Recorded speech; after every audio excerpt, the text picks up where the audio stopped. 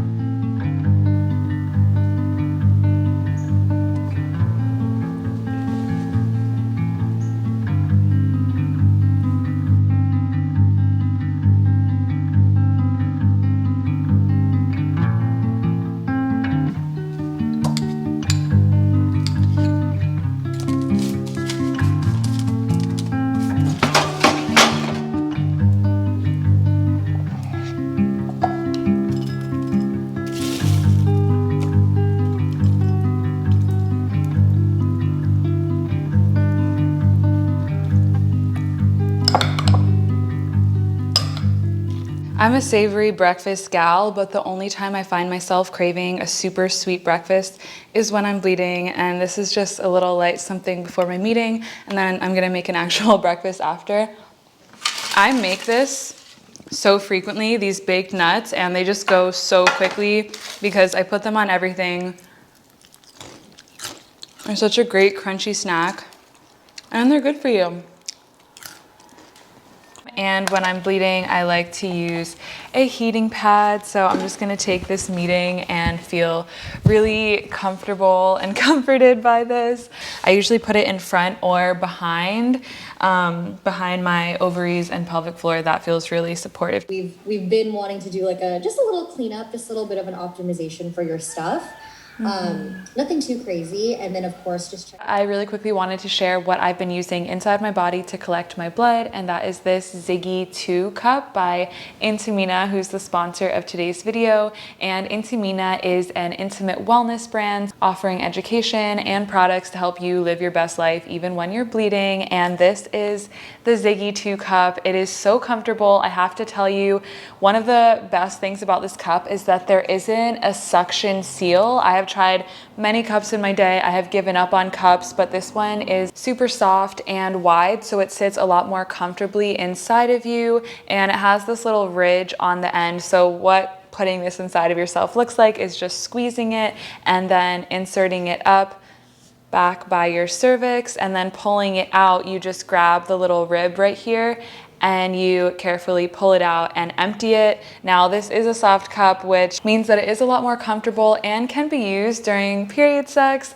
I personally love having sex on my period after the first day because it helps to alleviate cramps, and I feel so deeply intuitive on my moon cycle that I feel almost even more in my power when it comes to sexuality and guiding the pleasure. And it's a time where everything feels a lot more sensitive, so it's a lot more slow and intimate, and I just feel like I get downloads when I'm making love on my moon. This cup is made from 100% medical grade silicone. It has this leak-proof double rim, and you can wear it for up to 8 hours. This lasts up to 2 years, making it a much more sustainable option than getting tampons or one-time use period products. And it caters to a heavier or lighter flow. There are 2 different sizes of this cup depending on your needs. I have the heavier flow one because I like to use this in my first to third day of bleeding. And now with this cup and maybe a liner or a period underwear with it, I just feel like I can go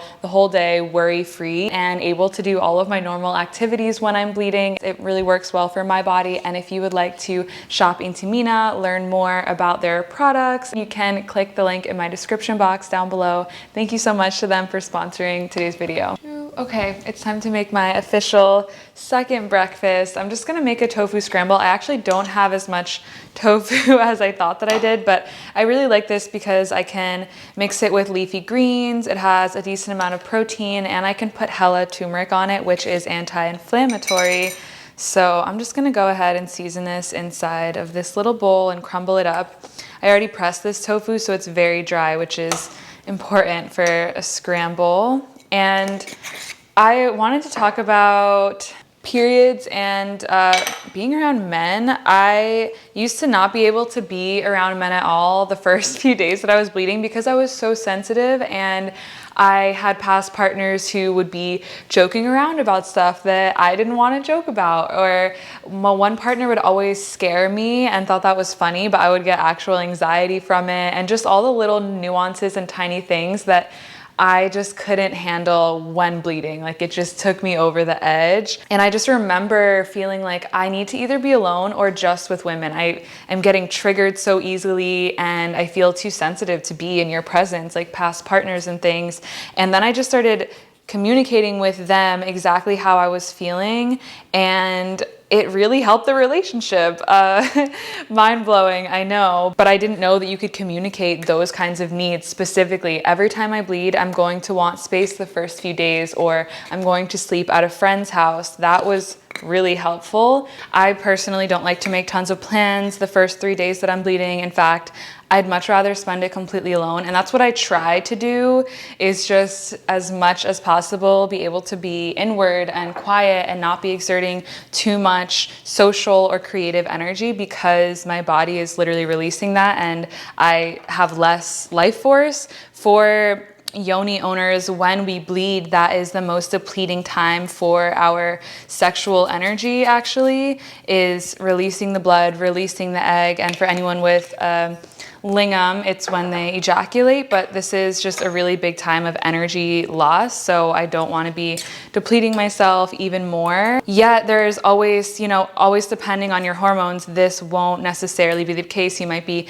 extremely energized and social and empowered when you're bleeding, and for me, it just constantly oscillates. And personally, I got my wisdom teeth taken out a few days ago. It was like a week ago, and it was really painful for me. I was on pain medication, which I don't like taking, but I was in so much pain, and they made me really nauseous and sleepy, and I just kind of felt depressed because I didn't have the energy to do what I wanted to do, and I just it felt so mucky for like 5 or 6 days after getting all 4 of my wisdom teeth removed.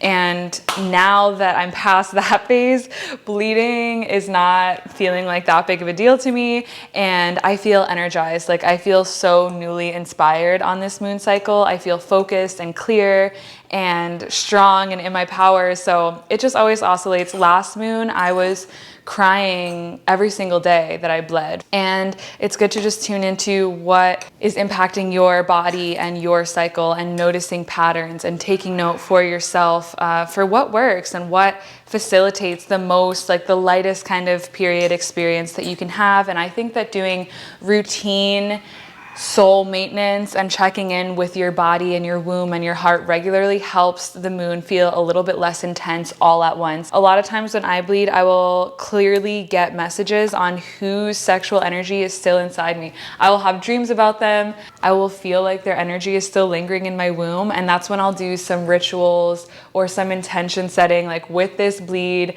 I am releasing this past partner, I'm releasing their memory, I'm releasing their sexual energy. I'll cleanse my womb and I will release the blood and say prayers with it. This just is a newer conversation that is actually ancient, and it just makes sense. Like when you start to dive into your own womb healing and rituals, you just realize how intuitive it is.